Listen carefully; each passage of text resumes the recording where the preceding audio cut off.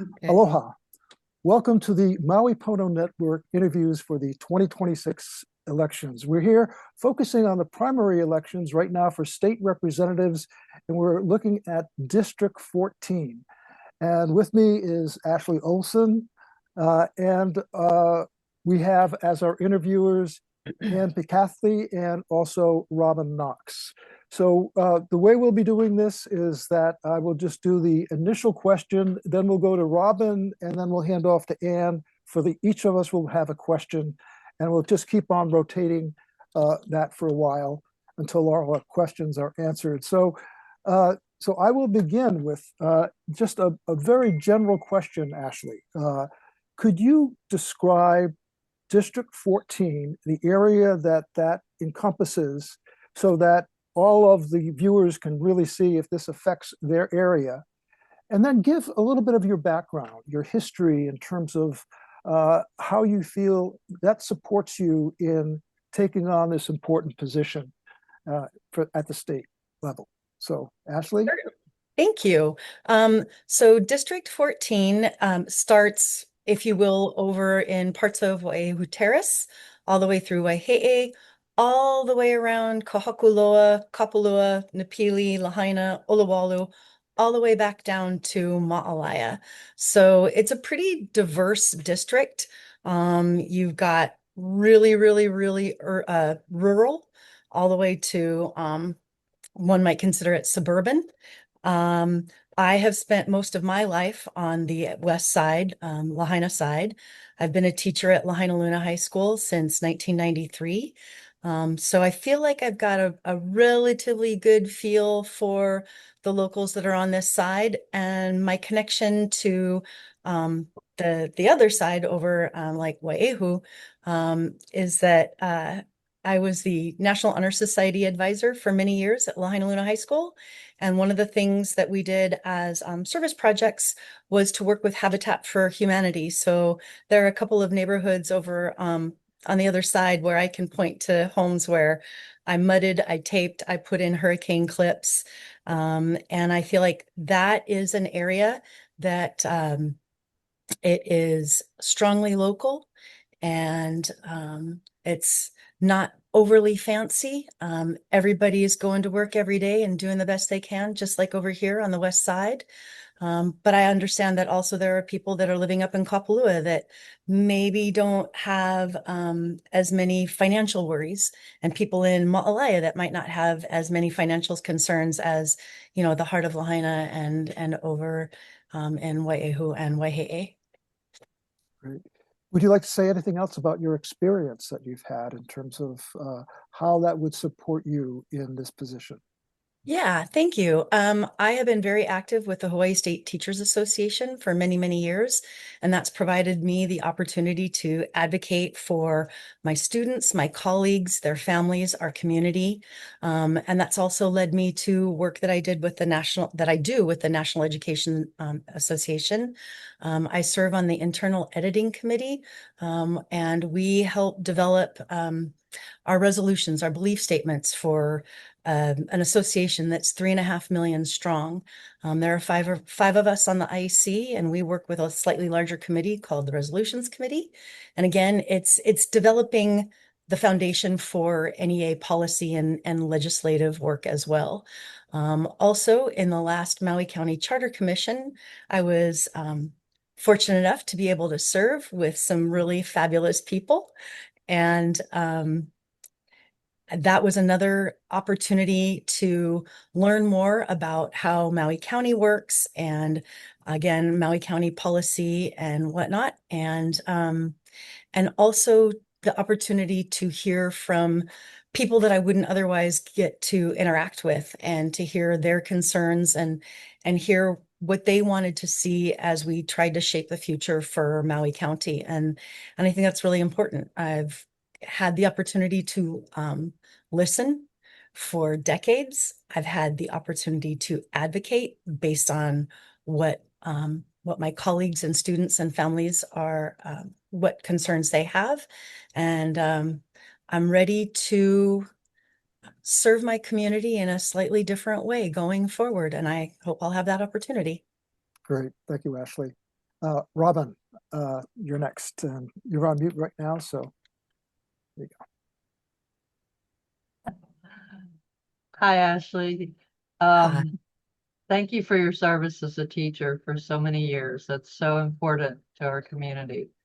Um, I was looking at your campaign website, and I'm very interested in your thoughts on the regressive tax system. Um, and you both on individuals and lower income families, but I'd also like you to consider small businesses, especially Hawaii is one of only two states that tax service industries like consultants. And there are, if you look at the state tax code, there are exemptions for certain types of contractors and consultants, but mainly only for those that have powerful lobbying groups and not for many other similar small businesses. So can you share with us your thoughts on reforming our general excise tax? Well, first I want to touch on the people that seem to have exemptions are those that have powerful lobbyists. And I'm hoping that recent changes to our law will kind of reduce that outsized influence by, corporate lobbyists. But I will say that with the general excise tax, whether your family income is $20,000 a year or $200,000 a year, you still have the same basic needs in terms of, groceries and gasoline and all those things. And when you're paying 4.2% on a $20,000 income, that really takes a bite compared to, say, a $200,000 income. And I feel that because that point of sales tax collects revenue from our visitors and they contribute to our reserves, if you will, I don't want to get rid of that. But what I would like to see is tax credits on the back end for our low and middle income families. In terms of businesses, I think that we are generally a service-based industry. That service industry drives our economy. And our largest employers are those who are from out of state. And I do believe that it is time to maybe take a look at our tax code and see what we can do to better support local businesses. My background obviously is education, not business. But just in the last even 6 months, kind of starting to delve into these issues, I'm realizing just how onerous it is for people to get a business off the ground and to maintain it. A good friend of mine, she actually applied for a job to tutor remotely through an out-of-state employer, and they emailed back and said, "We don't hire people in Hawaii because of the to paraphrase, the hoops that we have to jump through." So that means that she lost out on extra income.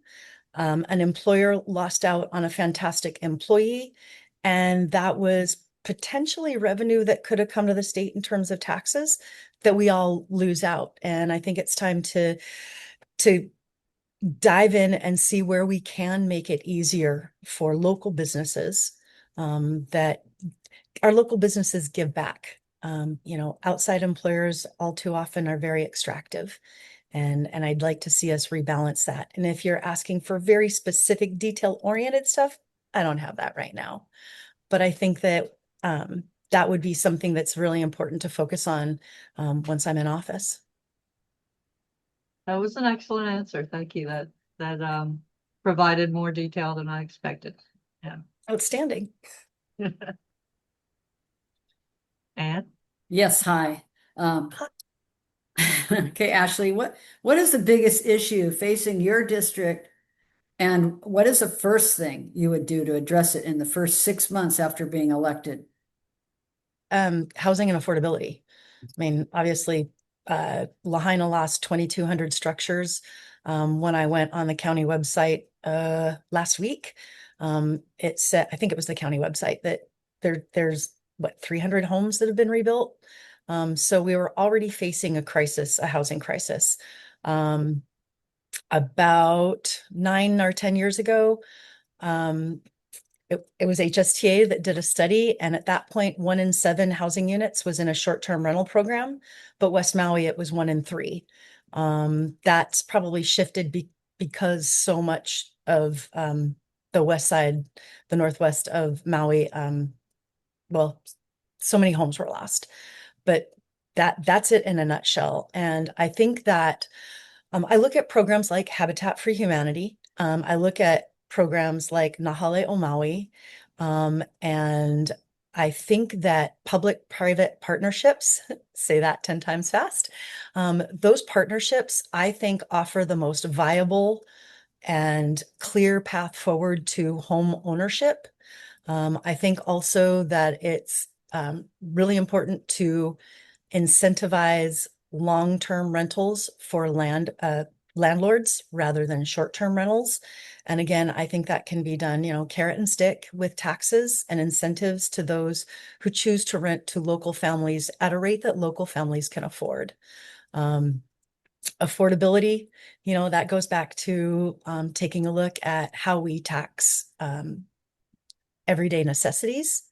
And then there's stuff that's much bigger. One of the driving forces behind our exorbitant costs is transportation. And we really get nailed by the Jones Act. So does Alaska, so does Puerto Rico. And I feel like it might not be prudent to get rid of the Jones Act, but certainly if we could maybe hooey up with Alaska and Puerto Rican representatives to lobby the federal government to create some carve-outs for those of us that are not part of the contiguous United States. That might help reduce some transportation costs, and that goes way beyond 60 days. I'm so sorry. But the bottom line is working with working with entities like Habitat for Humanity, like Nahale o Maui, who have a proven successful tax track record, and trying to get people into homes that they can afford. That's going to be huge. Thank you.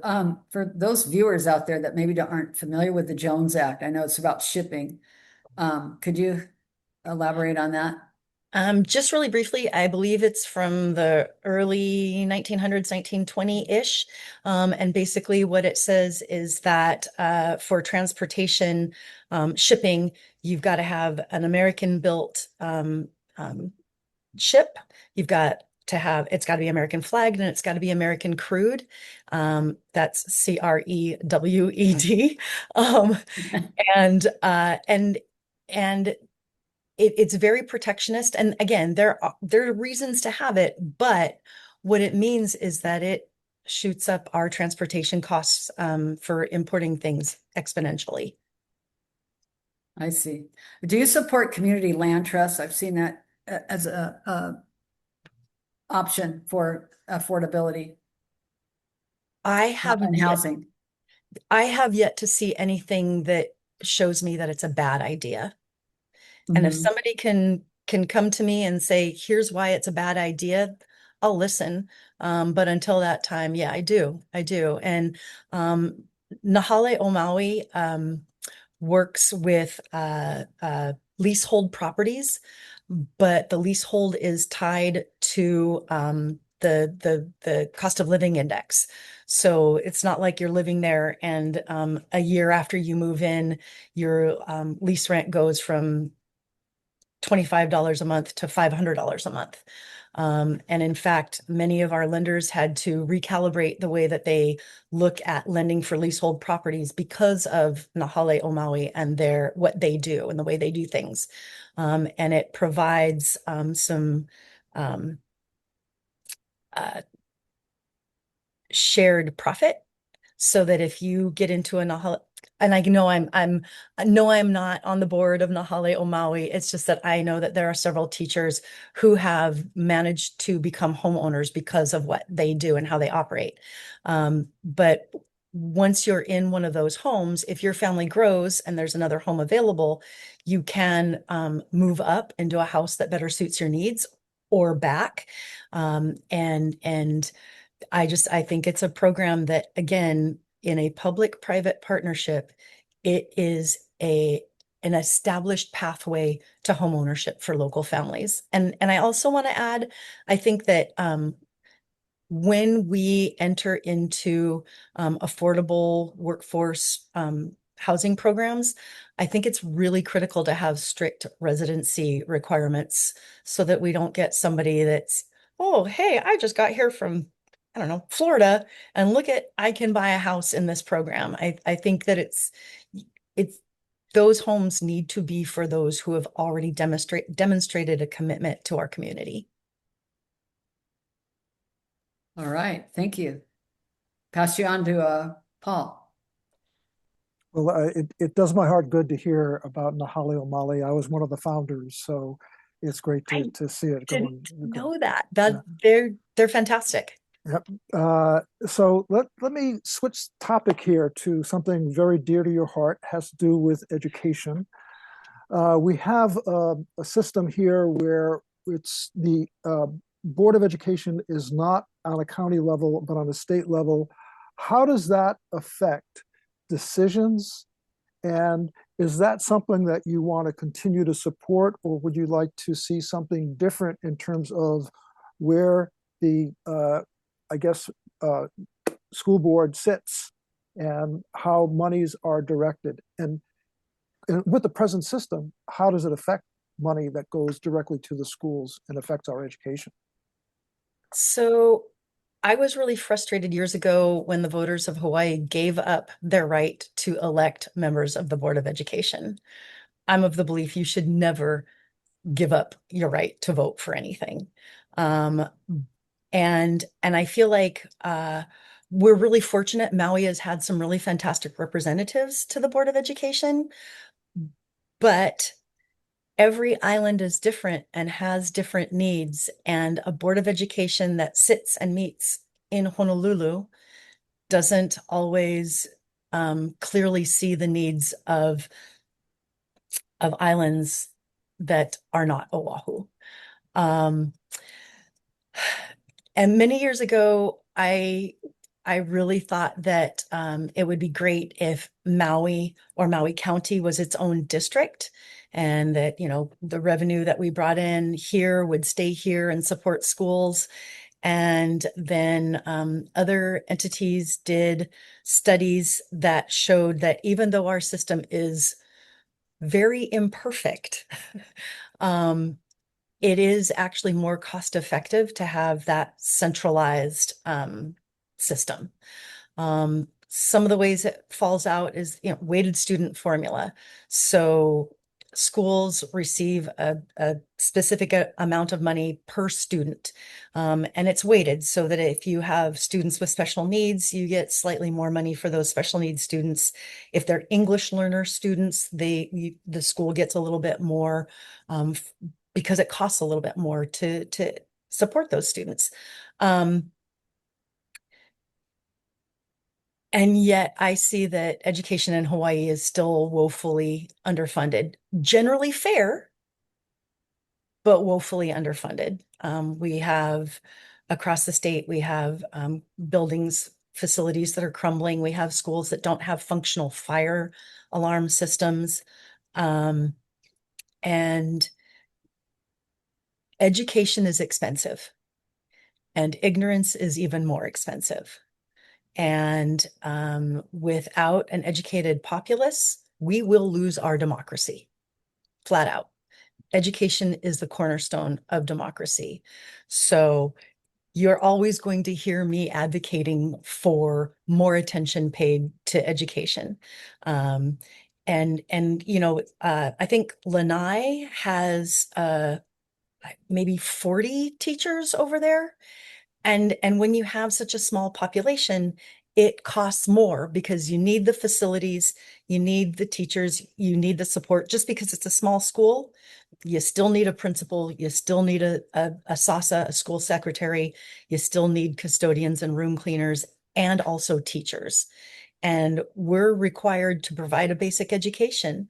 And so you just because your student population is small you can't ask a teacher to teach 10 different classes, right? So schools like that are more expensive, but again, ignorance is even more costly. So I'm losing track a little bit of the question simply because it's one of those, it's a passion project, right? I have spent my entire life supporting and educating students that go to Lahainaluna High School. And I would like to see us support all of our students across the state, not just equally, but robustly. Good. Thank you for that, Ashley. Appreciate it. Robin, you're next. Thanks. Following up on Paul's question, can you tell us more about the idea of that was proposed by the Hawaii State Teachers Association to have a real estate tax surcharge on investment properties in order to fund education? Can you talk more about that? Yeah, it was a Con-Am about 10 years ago, 9 years ago. And again, it went back to the idea that 1 in 7 housing units across the state were in a short-term rental program. And so by imposing a surcharge on investment properties, it could, it's been a minute, but the numbers were startling. The last time I looked, I think we had about a $1.5 billion backlog on capital improvements for schools and repairs. And the projections of that particular funding stream were something like $500 million a year. And it's unfortunate that the counties decided that that was going to cut into their revenue. It shouldn't have, but they were very concerned that it would cut into their revenue and lobbied against it strongly. The question ended up going to the Hawaii State Supreme Court, who all of whom own investment properties, all the justices, and they said that it was not okay. They said that, if I recall correctly, I believe they said that the general population wasn't going to actually understand the question well. And it ended up, although it appeared on the ballot, it was a dead question. It didn't count at all. And there was something in the legislature this past year about something similar to create a property tax surcharge on investment properties. And again, this kind of goes back to carrot and stick for landlords. Let's incentivize long-term affordable rentals instead of extractive short-term Airbnb and VRBOs. And I understand that those short-term rental properties, they contribute to our economy, and there is, I believe, a place for them. But all too often we prioritize the visitor experience over the locals' lived experience, and we're out of balance at this point. And I think that that taxing or a surcharge on investment properties that offers those who profit in Hawaii the opportunity to better contribute to Hawaii. It's a nice way to say it. Thank you. Thanks. I've been working on that.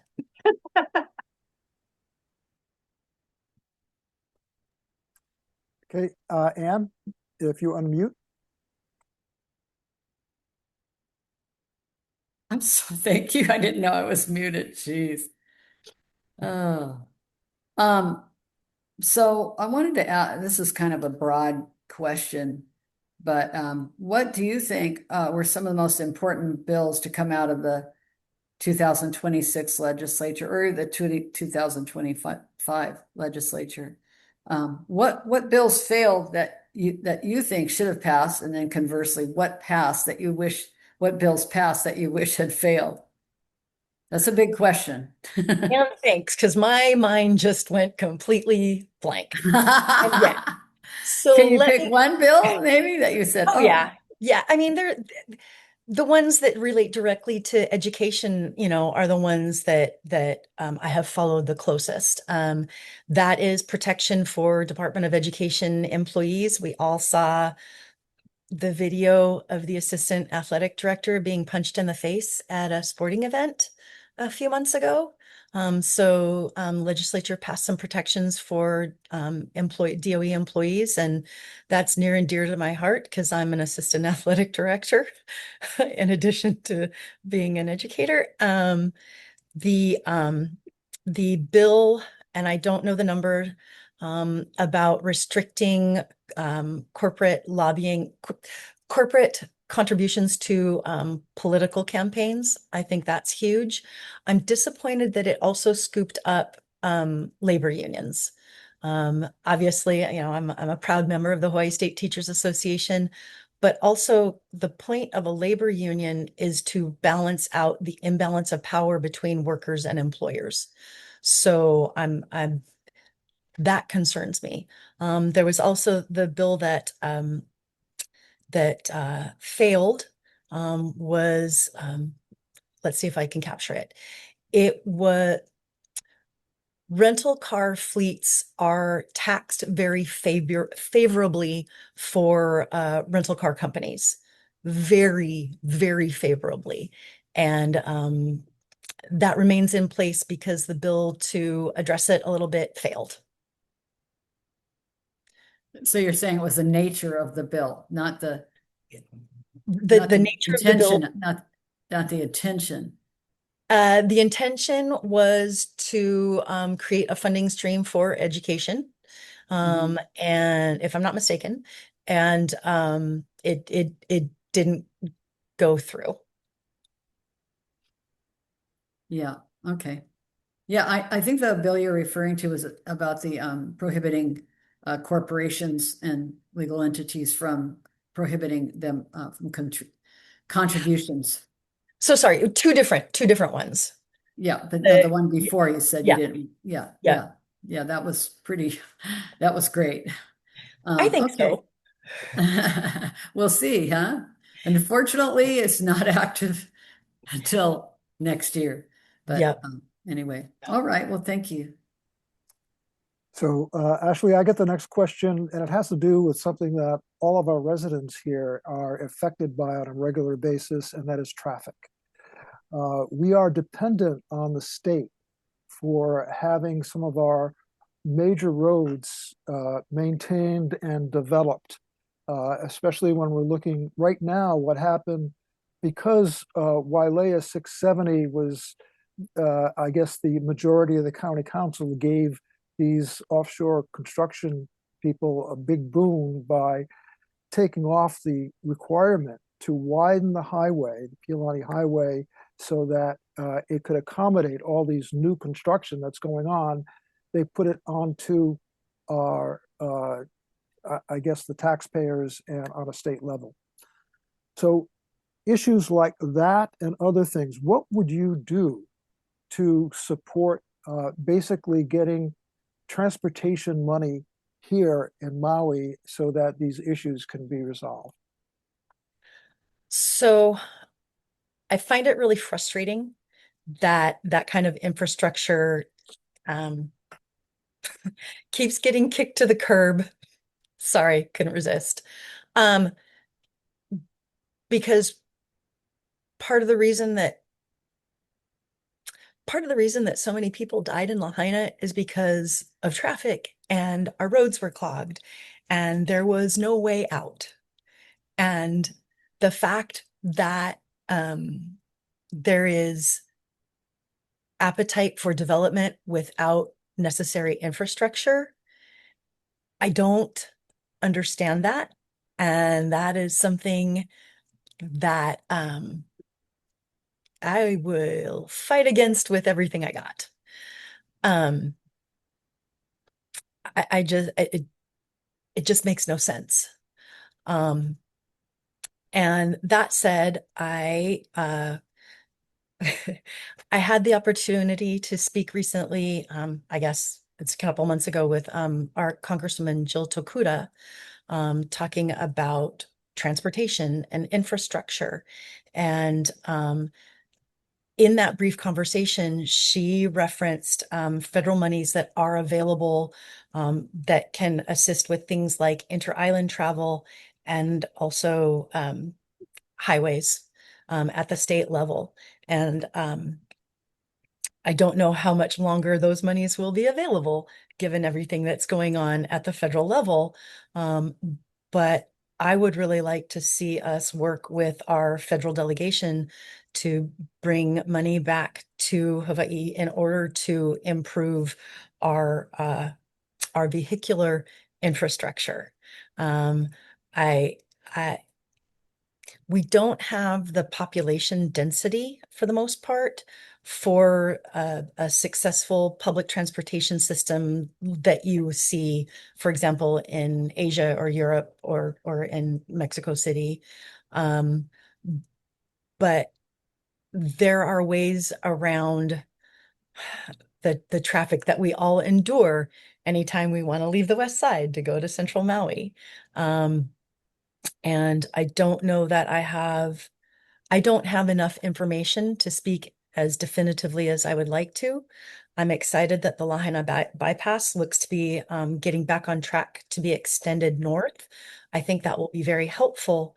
But ultimately, if developers want to bring more population density, whether residential or resort, to an area, we need to make sure that the roads are such that they will allow people to escape should need be. And it also goes back to quality of life. You know, if it from my place to the airport or to Costco is 55 minutes, depending on what time of day I leave, if I'm trying to get home and suddenly that 55 minutes becomes 90 minutes or 2 hours, that's quality of life. And we all deserve a quality of life that doesn't require us to sit in traffic for an extra hour. Good. Thank you for that, Ashley. Let me move on to Robin next. Yes, so continuing on the infrastructure topic, but looking at a different form of infrastructure. Hawaii has a real shortage of adequate sewage treatment.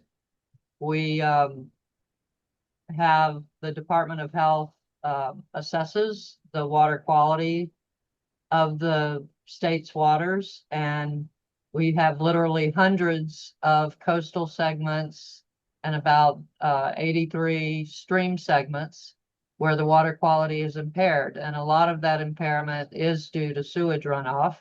The remainder is due to like non-point source pollution from stormwater. We have 13,400 cesspools on Maui that need to be eliminated by 2050, 88,000 statewide. And the treatment plants that we do have, like at Kahului and even at Kihei, need upgrades in order to have adequate capacity and also to do improved treatment to not impair the water quality in the ocean.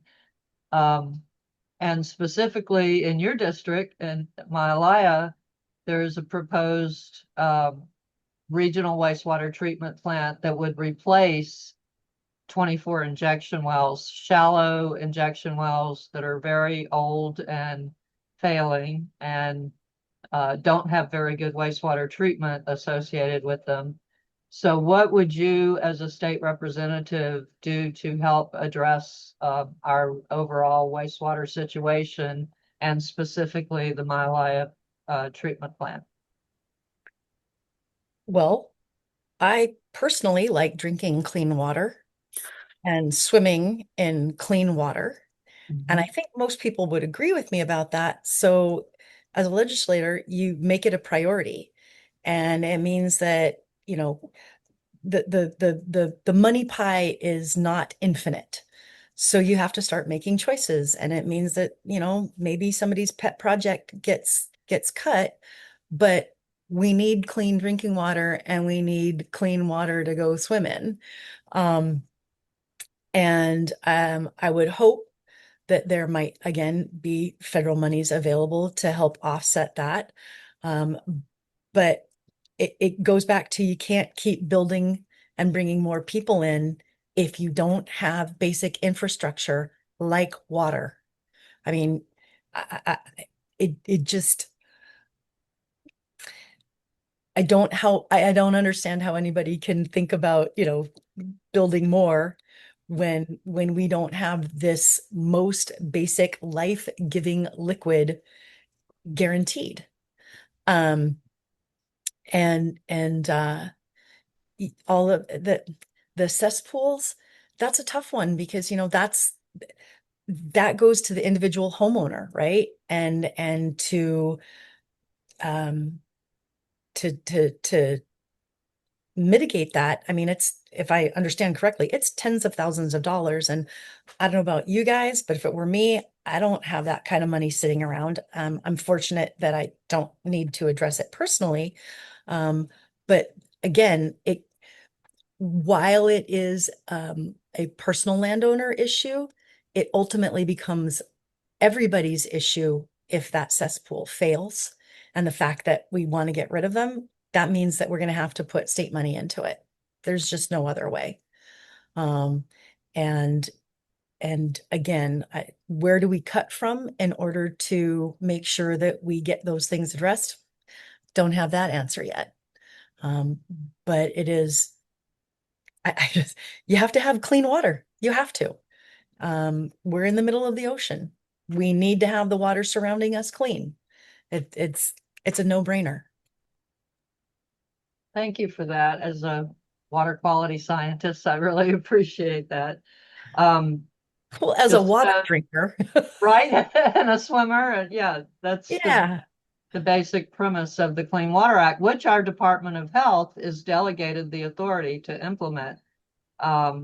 So just so our viewers know, those cesspool replacements can go as high as $60,000. So there was a bill this past legislature to start providing some help, but I think a significant amount of help is going to be needed, especially in the more rural areas of your district. And some of those answers may be regional plants like the one proposed for Maalaea. So we really need to step up to the plate. Like you said, you can't keep developing without infrastructure, and Hawaii has done that for years. So it's time for us to play catch up.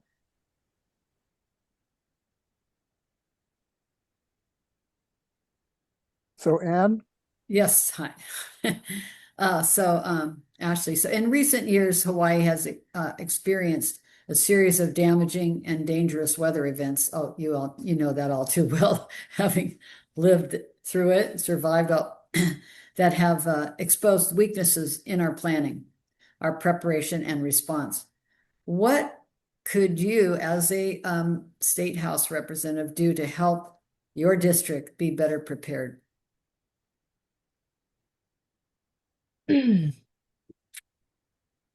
That's another big question. It's huge, and I don't want to denigrate anyone, you know? It's easy to point fingers, and that doesn't necessarily help. And there is going to be another weather event, you know? I hope that it won't be another wildfire. But we know that we're going to have other weather events, hurricanes, flooding, etc.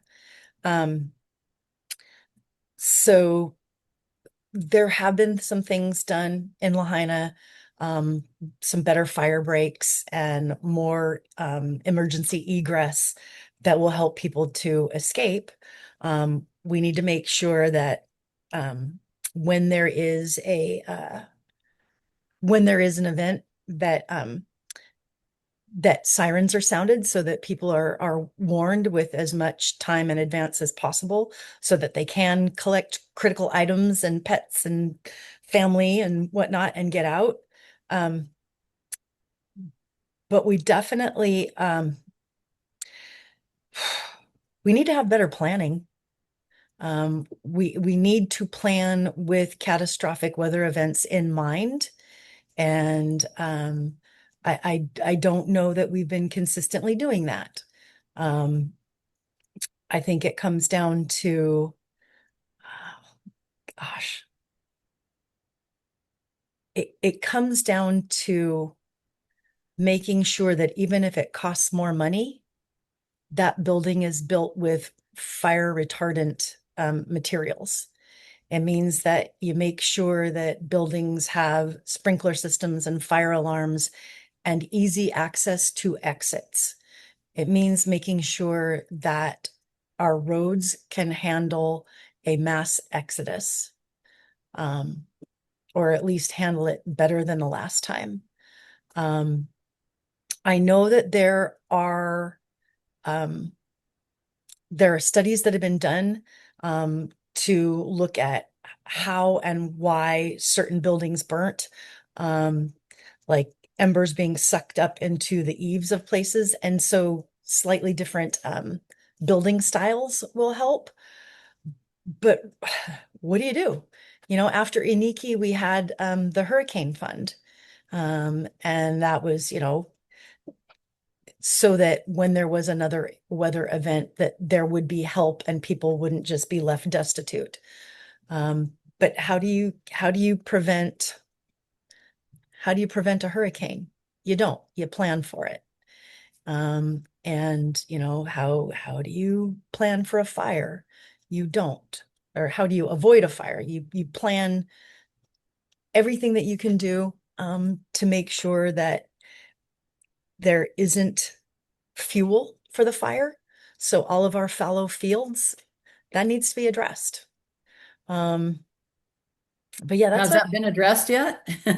I mean, I think the completion of the bypass will hopefully provide adequate evacuation. I mean, not yeah, go back down to the coastline right. along the But water. and the bypass, you know, to a certain extent provided something of a fire break. Um, so if we're going to have fallow fields, then we need to have significant fire breaks put into place. And those fire breaks can double as egress in case of emergency. So, you know, I don't, that's another one. I don't have good answers because I know that I didn't have the fires in Kula or Lahaina on my 2023 bingo card. And, you know, have we really done enough to plan for the inevitable? I don't think that we have. And I think that we can look to other localities that maybe do have that have weathered those events and seek their knowledge. I don't think we need to reinvent the wheel, but we need a wheel. All right. Okay. Thank you. Yeah. And I'm about to ask the last question, so all of us will have one more question before we end. And my question has to do with kind of the big picture of how the state government runs. Basically, our governor has tremendous amount of power. It is, in fact, left over from the way that it was governed back when we had a king here before 1896. And so what would you do in terms of distributing more of the decision-making and power to a larger legislative group? Is there anything that you would propose, or what would you do in terms of creating more balance instead of having one person control the roost? Well, I think that that's going to require a constitutional amendment or three. And the question is, do our voters support that? I think that, you know, when voters are pleased with the governor, then it's not a priority. And when the voters are not pleased, then it becomes a little bit more of a priority. So I would like to see uh, uh, maybe a little less control at the executive level and a little bit more um, at the well, the Senate and State House level. Um, because our state is so diverse, I do think that there should be um, more decision-making power in the House and Senate because, the governor's just one person and they can't be everywhere all the time. They can only talk to so many people. But as representatives, we have the opportunity, the session is what, 60 days long? And that leaves 10 more months where we can be out talking to people and getting feedback and listening to decide, what it is that we can come back and advocate for. And for me, that's a good enough reason alone to rebalance some of that power because we have the ability, and I'm speaking like I'm already an elected official, but still, senators and representatives have the ability to go out and talk to people. And that's why you have representatives, right? You have people that are gonna listen and be able to advocate for you. So yeah, I would not be opposed to redistribution of those decision-making powers. Great. Thank you, Ashley. Robin, you're next. Last question.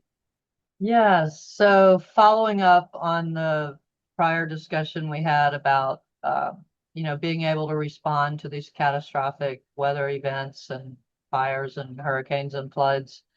Those are the fast-moving catastrophic events associated with climate, but there's also the slow-moving catastrophes associated with climate. And one of the big ones that I'm concerned about is heat.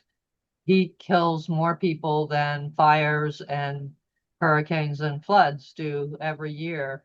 And as a teacher, I'm sure you're very familiar with the challenge of adequately cooling our schools and how it really affects children's brains, their ability to learn. If things are too hot. So I'm wondering, what can the state do to, facilitate making our housing more climate ready? I mean, here you're rebuilding Lahaina. What can you do to make that housing where people are more protected from heat?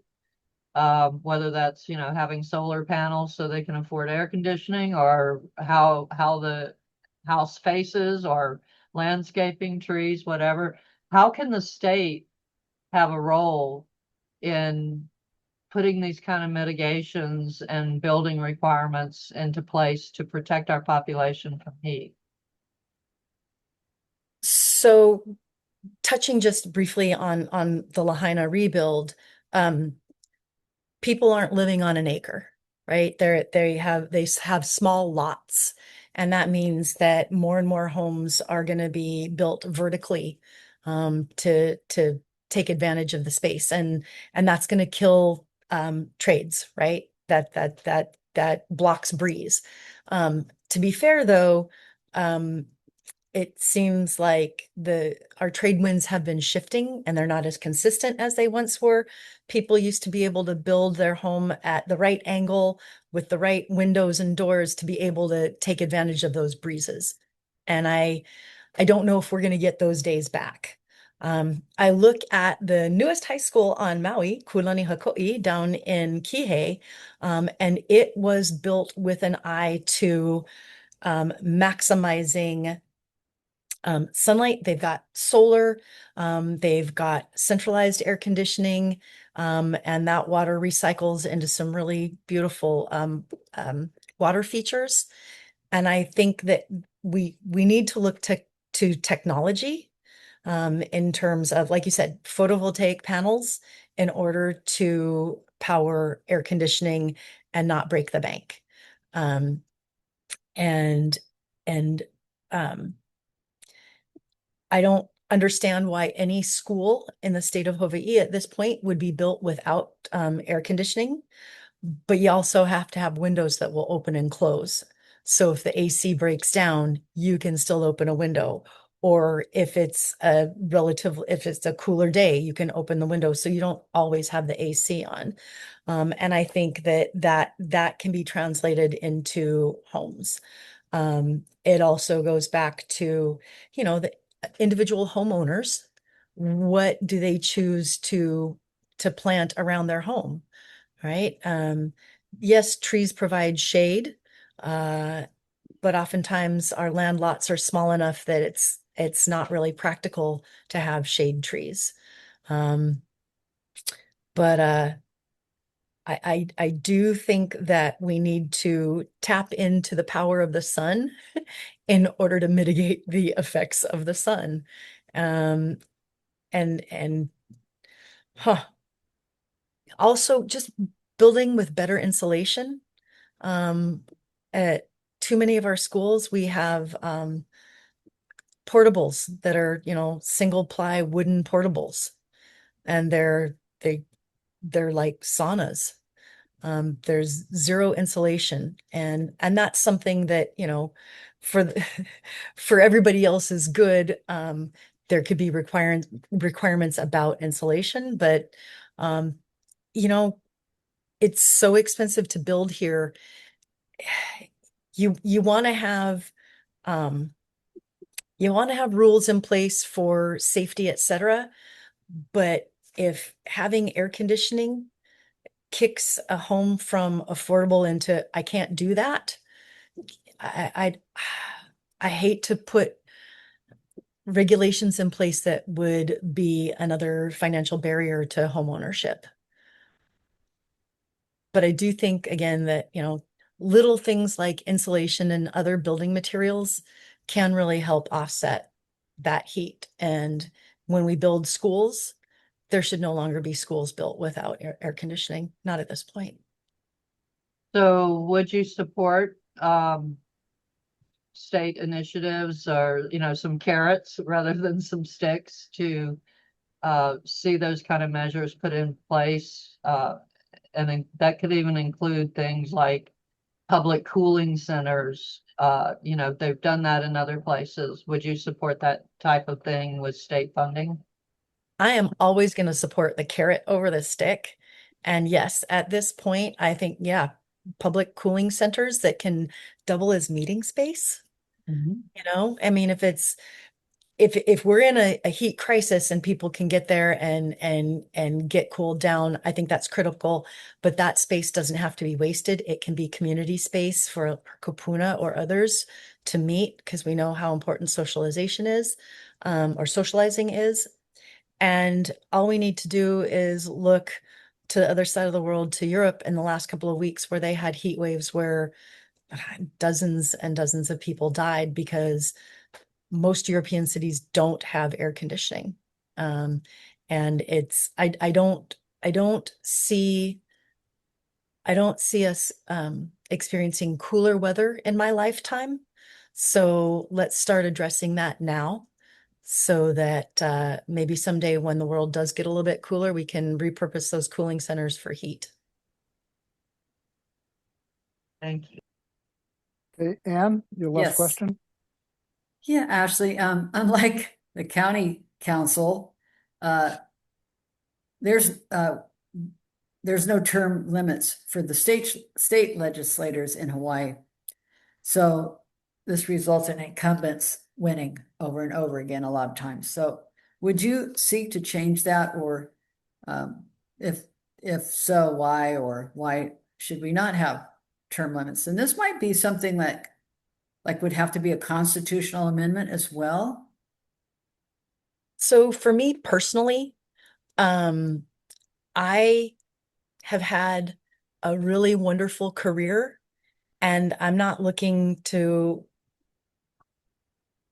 become a politician for the next 20 years. So for me personally, I absolutely believe in term limits. But in the broader sense, yeah, I absolutely believe that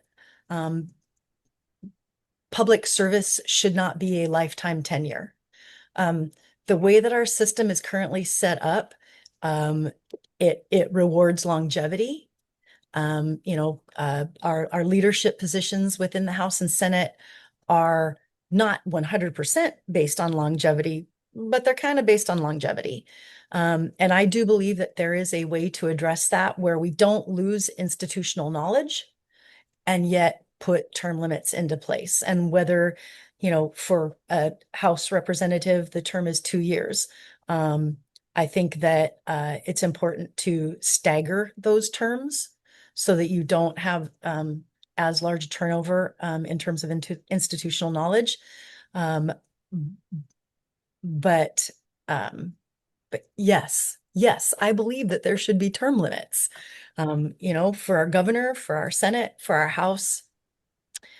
I think that is another way that it opens up opportunities for others who might not otherwise consider such public service, rather than seeing somebody that's been in office for 10 or 20 years. If folks know that, oh, well, they're going to term out next year, maybe I should consider a run. I think that's how you expand investment in your community.